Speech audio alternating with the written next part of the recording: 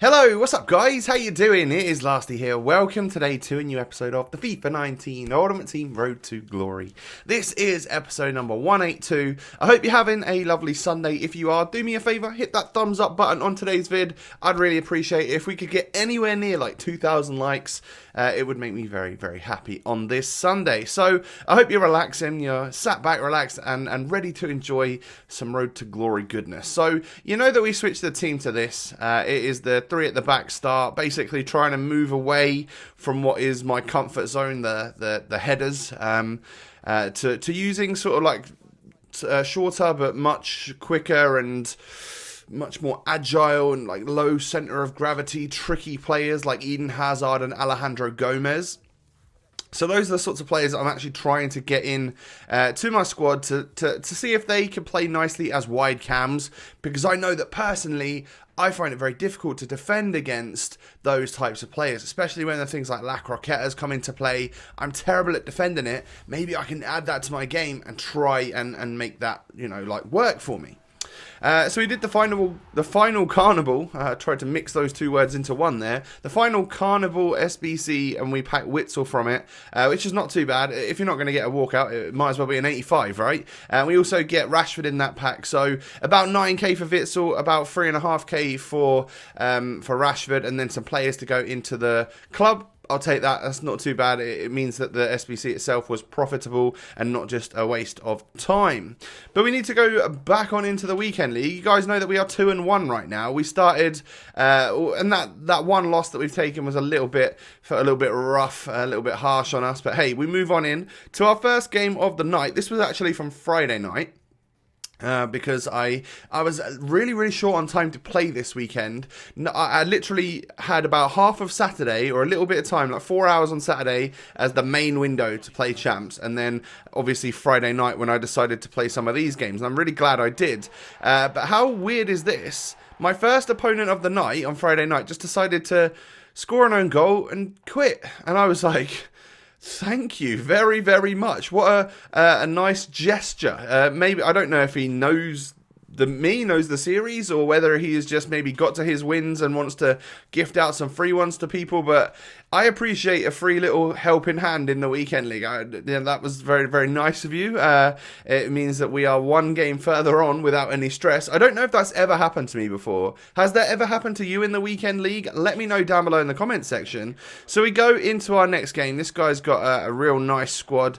Lots of icons, and well, Del Piero with his 96 shooting bangs that one in quite early on, 10 minutes in, and then, well, some more nice play between Ibra, Del Piero, and he finds an open Eden Hazard, I believe it is, slots past me to make it 2-0, and I was like, I ain't got time for this, and I'm just going to quit. So that's kind of like being under time constraints to play the weekend league, more like even shorter than the weekend league itself actually is, means that there's no time to waste when you haven't got much to actually play the game anyway. So if I'm 1-0 down and the game is just like crazy in my opponent's favour, then I'll quit. If I'm 2-0 down, I'll just quit, because there's not much point. I don't necessarily care about the win-loss ratio. As long as I get to 14 wins, that is all that really matters.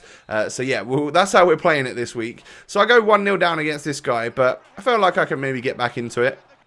And we score with Ibra to level up. But I actually brought Ibra on in the first half. This is the point where I realised, oh man, I really am struggling with these dribbling players. I need to just move back to what is my bread and butter, and at least have one side of things as the heading ability. So like, keep Alejandro Gomez out wide on the left, use the trickery and dribbling there, and maybe then cut back in to cross it into Ibra, who's at the back post. So a little bit of best of both worlds. Maybe I can adapt my team like that in future to bring a little bit of both of that in. Who knows? We might be able to make that work.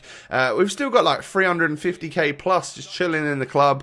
With Ronaldo's back up to around 1.4 million. I mean, maybe he'll drop after weekend league, but he's got a special item, so his regular's out of packs for a few days. So that's not a bad thing for us. We've still got, obviously, our 89 rated right winger, who is João Cancelo, who we play as a left back or a right back, depending on what formation we're using at the time. So yeah, like we've got, if he's about 100k, maybe 130k, Ronaldo's about 1.4, let's say 1.3. So let's say we've got 1.4 million total after tax in those two players.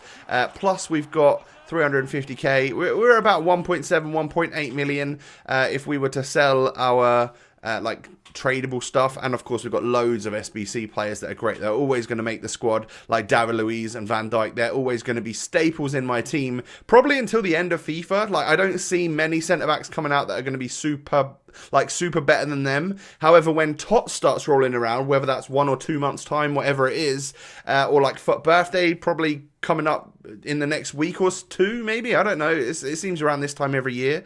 If that's the case, then hey, maybe we can bring in some more like attacking players. We can switch it up and maybe not have Ronaldo anymore or something. I don't know. We'll figure it out. I know I keep saying this, but like if I was to sell Ronaldo like 2 weeks ago when I first mentioned it, the temptation to do loads of Carnival SBCs this week would have been too much for me. I'd have probably completed like 3 or 4 of them because I love doing an SBC. But So having that player in my club, which means that I know that if all else fails, I could sell him and I've got the coins, then that's quite a good thing, especially with Team of the Season around the corner.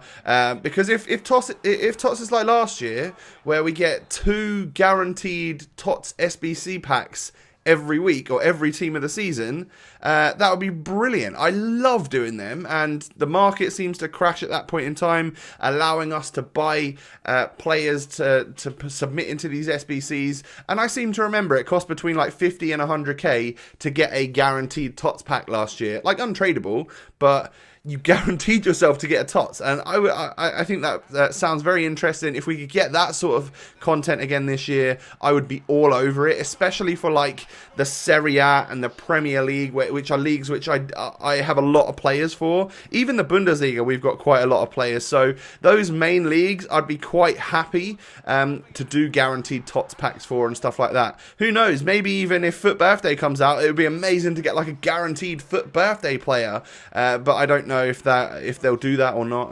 Who knows? I'm guessing they probably wouldn't, right? It's only when we're in the latter stages of the game for Team of the Season that those sorts of guaranteed SBCs can come out. So I get a nice actual rage quit there. A lot of these teams are kind of crazy that we're coming up against. Everyone's got a crazy team right now. It feels as though the casuals have super dropped off, and now all we're left is just with the players that really want to play this weekend league, week in, week out. So yeah, it's getting tougher every single week. Like, my team is staying roughly the same, which is, my team's like an above average squad, I would say. Like, I know that having Ronaldo and an icon and a few players like Van Dijk and stuff actually puts my team at like an above average squad. But when you go into the weekend league and you come up against like tons and tons of icons, and every now and again you'll pop up against some Team of the Year players and stuff, it gets tough. And the level of competition in this game mode is just an all-time high, I would say. And every little thing about the game winds you up, and then it's just stress. It's just real stress.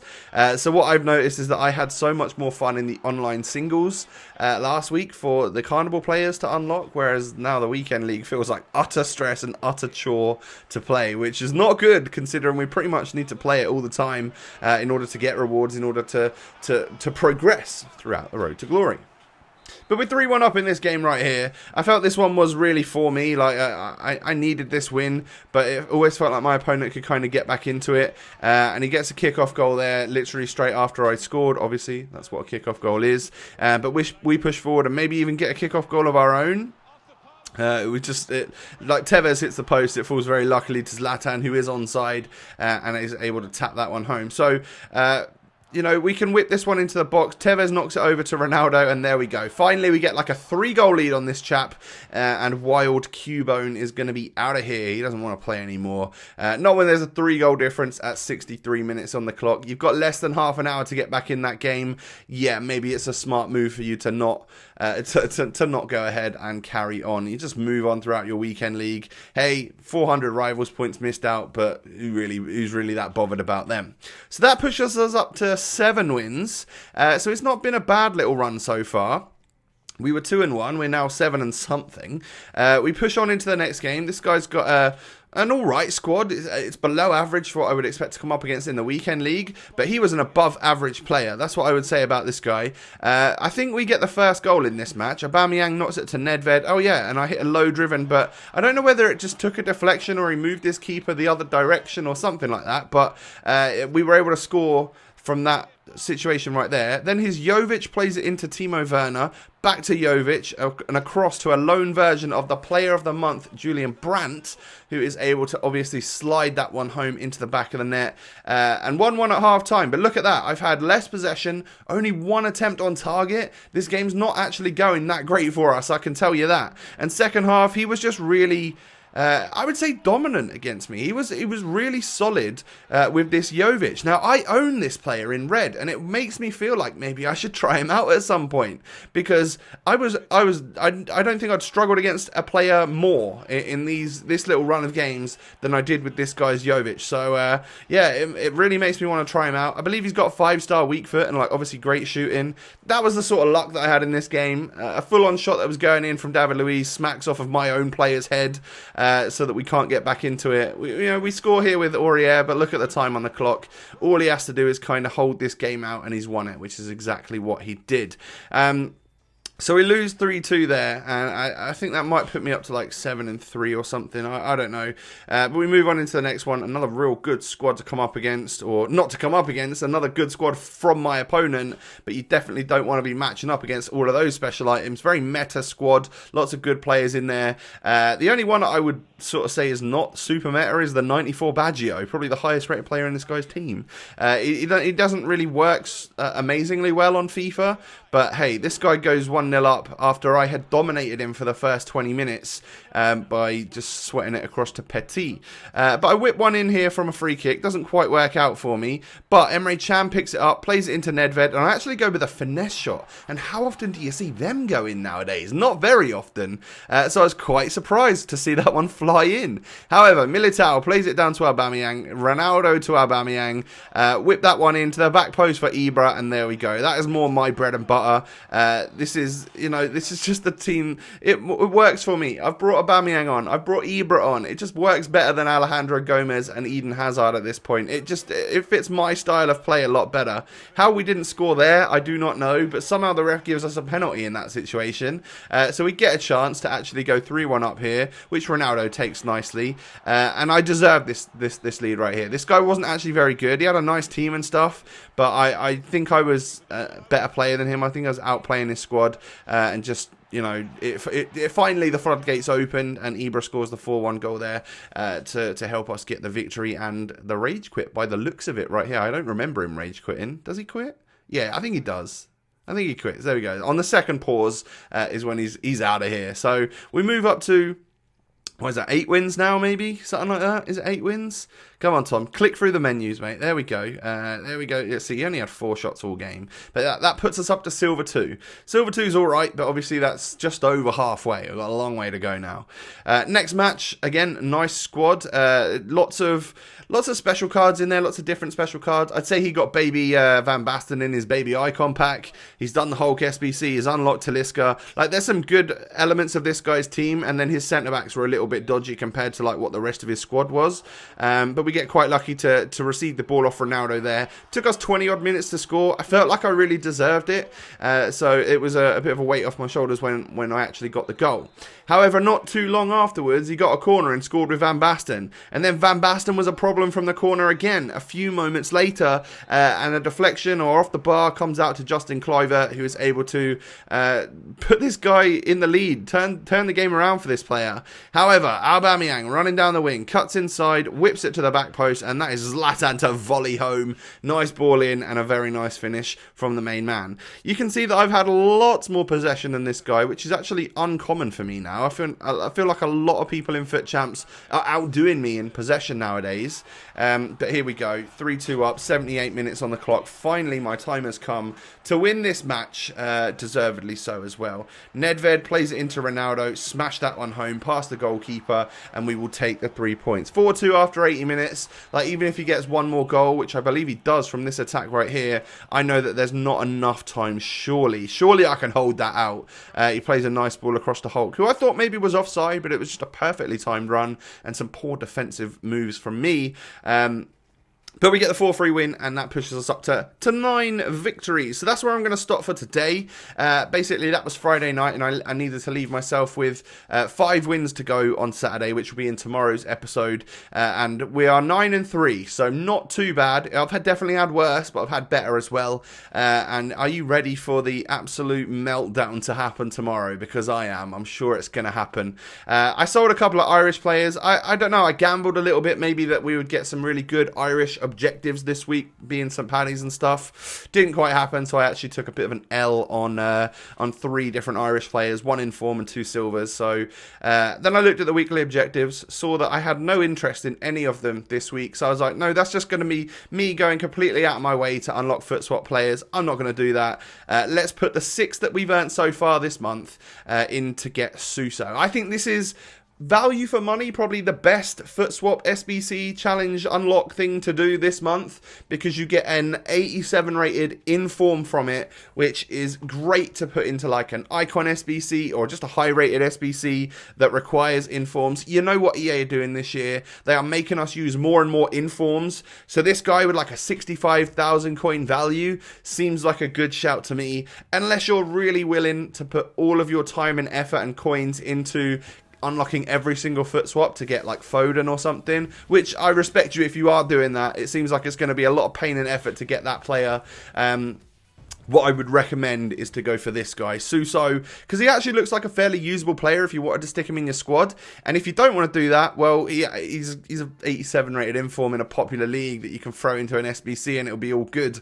So yeah, that's how it's gonna end for us today. 300, I think that's 500 contributions exactly in just over 400 games for Aubameyang. He is by far my most used player this year. What a beast he is. And then of course Ronaldo there with like 250 contributions in 140 games or something, and then Zlatan with like 180 contributions or so in like 100 and something games where he's come on only in the second half. It's crazy. He's got a really good contribution ratio for someone that only typically plays 45 minutes or less. So that is the episode for today, guys. Do me a favor, hit that thumbs up button. Don't forget to subscribe. Don't forget to follow the Insta, the Twitter. Those are down below in the description. And most importantly, have a lovely day. I'll catch you next time. Peace.